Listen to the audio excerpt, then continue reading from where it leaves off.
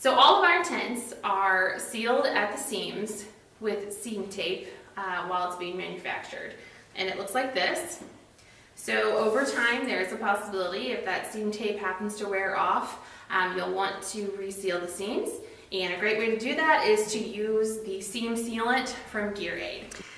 So you're going to take your seam sealant, put your tip on, squeeze a little bit out,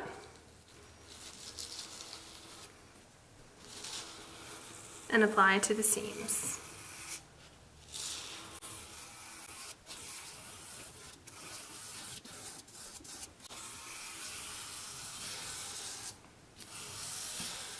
Good as new.